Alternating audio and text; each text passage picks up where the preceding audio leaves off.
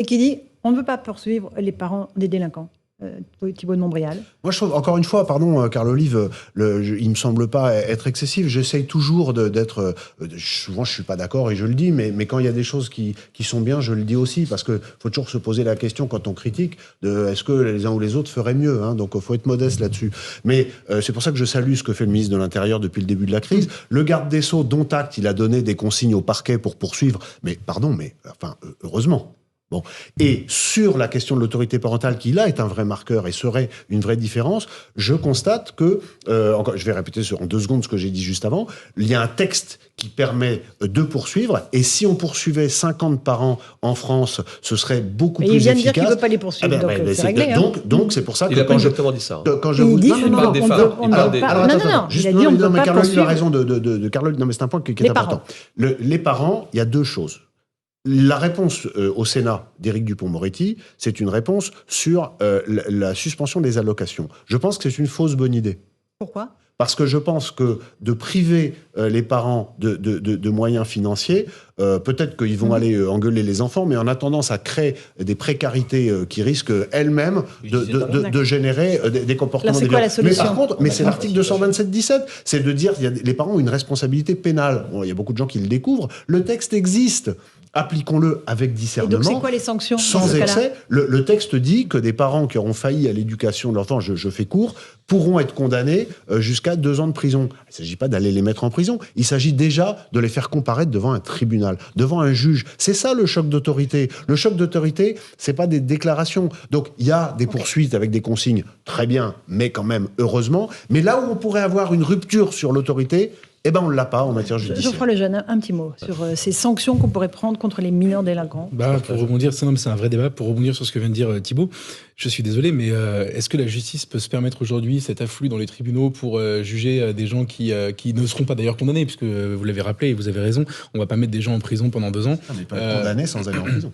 Je suis d'accord avec vous, mais bon, pour avoir fréquenté, moins que vous, mais fréquenté un peu les tribunaux, objectivement, on les sent un peu débordés. Je vois pas tellement le moment où ça va être plus simple que de supprimer des allocations, et je pense que c'est un moyen de pression énorme. Plus d'ailleurs pour empêcher la récidive ou pour empêcher que ça recommence que pour sanctionner ce qui vient de se passer.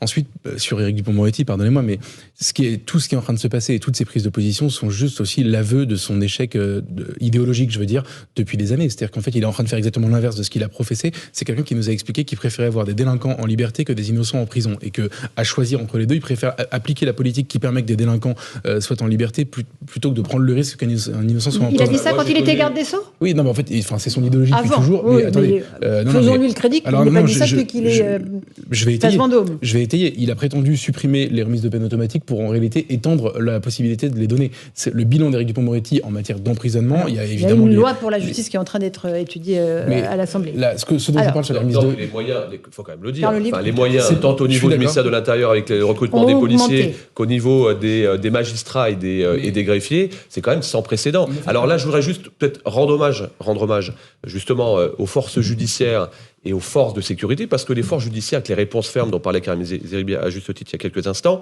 elles le sont, parce que de façon exceptionnelle, les tribunaux sont ouverts, y compris le week-end, les parquets ont bossé jusqu'à pas d'heure, et pour continuer à faire cela et que l'exception devienne habitude, il faut des moyens supplémentaires. Donc évidemment, ça va dans le bon sens. Mais encore une fois, il y a le court terme et il y a le moyen terme. Thibault de Montbrial. Je pense qu'au-delà des moyens, au-delà des décisions ponctuelles, techniques, etc., ce que la séquence nous a montré, c'est que le pays attend maintenant, dans la durée, non pas tellement des mesures nouvelles, mais un vrai choc d'autorité. C'est ça le cap. On va voir s'il est tenu. Mais c'est quand j'ai écrit, moi, il y a 7 ans, le sursaut ou le chaos, là, on y est. C'est le sursaut ou le chaos. L'autorité de l'État, l'autorité des parents, l'autorité de tout le monde. Le rétablissement de l'autorité en France. Comment ça se rétablit, Thibault de Montbrial ? Ça se rétablit par le fait... C'est pas avec une baguette magique qu'on va réussir. Mais c'est une manière de parler. Ce sont des décisions symboliques. Ce sont des choses qu'on n'accepte plus. Ce sont des comportements qu'on dénonce. C'est accepter, comme disait Peggy, non pas de voir ce que l'on voit,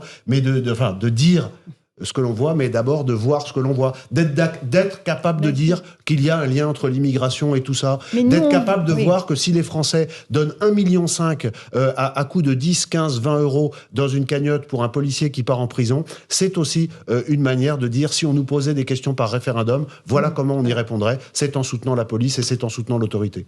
Est-ce que c'est possible au sein des quartiers? Est-ce que nous, on peut en parler ici, on est sur un plateau, mais la vie dans les quartiers, est-ce qu'elle est aussi simple que ça? On peut dénoncer le dealer du coin sans aucun risque? Les premières victimes, c'est les gens qui vivent dans les quartiers. Et les premières victimes, c'est 95%. Pardon, mais je viens des quartiers. Mais je vous pose la question, comment on fait concrètement? Parce que là, c'est des grandes idées. Comment on fait au quotidien? Des populations dans les quartiers, il n'y a aucune difficulté. Mais c'est ce que je dis tout le temps. Bien sûr, vous le dites, Thibault, bien sûr.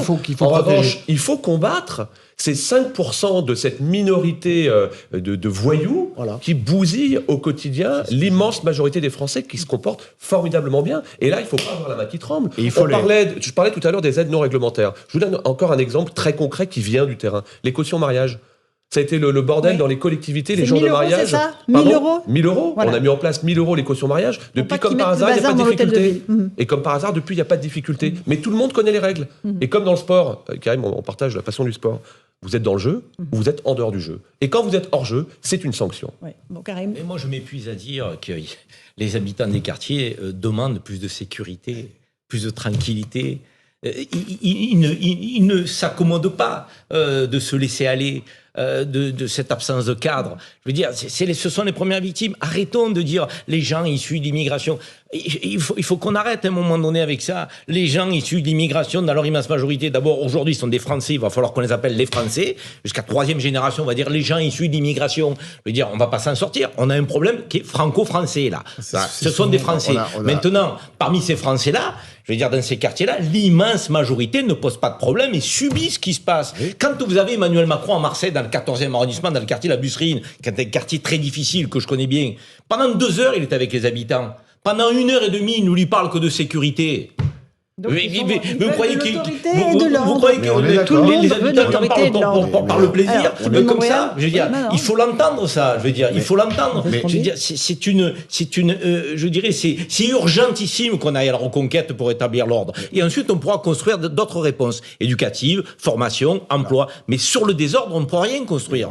On dit tous la même chose, simplement, il ne faut pas avoir la main qui tremble en matière d'autorité. Et comme je le dis toujours, il y a un moment donné où il faudra aller dans les quartiers, faire des opérations et oser la force et faire des opérations de police avec. Donc on fait que de la répression, Je finis ma phrase. Il faudra oser faire des opérations de bouclage, ratissage, en assumant la violence qui en résultera. Et quand on aura fait ça 3 ou 4 fois, d'abord on soulagera les populations dont vous avez parlé, et vous avez complètement raison, et ensuite on enverra enfin un message. Parce qu'aujourd'hui, qu'on le veuille ou non, le message qui est ancré dans la tête des délinquants depuis 40 ans, pas depuis 6 mois, pas depuis 6 ans, depuis 40 ans, c'est l'État est faible, la police ne fera rien, les politiques se dégonfleront. C'est ça le message, c'est ça l'inconscient collectif de la délinquance en France, et c'est ça qu'il faut casser par un choc d'autorité sur la durée, en respectant la loi, mais en la respectant dans toute sa rigueur et en soutenant ceux qui l'appliquent. Carl Olive. Ben moi, je partage complètement, et je trouve que ce qui vient de se passer va effectivement dans le sens que nous attendons tous.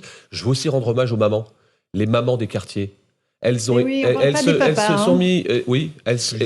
de bouclier devant les écoles. C'est Madame le maire de Poissy, Sandrine Bernot de Santos, qui le racontait. Devant les écoles pour pas qu'on brûle les écoles où allaient leurs enfants. Elles réclament de l'autorité. Moi, j'étais avec une présidente de maison de quartier hier matin. Elle me dit, mais nous, on veut de l'autorité. Mais on veut pas de stigmatisation. Et on veut pas, je dirais, de la défiance avant que le mot confiance ne vienne pas. C'est pour ça qu'il nous faut de l'humain au cœur des organisations. C'est pour ça qu'il nous faut des référents de quartier. C'est pour ça qu'il nous faut de la prévention spécialisée. Il nous faut de la police de proximité. Il nous faut des conseils de quartier. Il nous faut réunir les conseils locaux de prévention de la délinquance, de la radicalisation. C'est pas un gros mot, hein. Et quand on le fait, alors c'est de l'huile, hein. C'est de l'huile dans les rouages. Ça prend du temps, mais ça n'a pas de prix. Ça prend du temps parce que le chemin est long. Hein. Oui, mais à un moment donné, il y a des choses qui s'y attaquent pas. Le chemin est long. Il faut s'y attaquer. Bien sûr. Ça fait 40 ans qu'on s'y attaque pas. Vous savez, on s'y attaquait en mettant des chèques. Alors, on a donné de l'argent, ça n'a pas fonctionné. Le bilan, il est terrible. Voilà. Si on n'a pas les émeutes, je vais vous dire, les choses se poursuivent.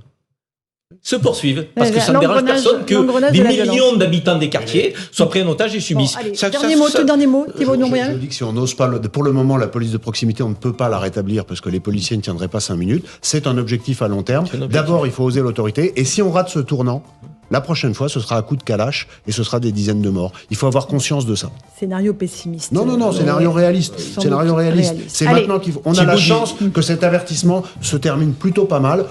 Encore une fois, osons l'autorité, du courage politique sur le long terme. Thibaut disait quelque chose d'important tout à l'heure. Juste un mot. Il y a eu un drame avec le jeune Naël, il y aurait pu y en avoir d'autres avec les émeutes. Les fonctionnaires de police, ils ont été exemplaires. Il faut le dire. Merci à tous les quatre d'avoir participé à Punchline. Dans un instant.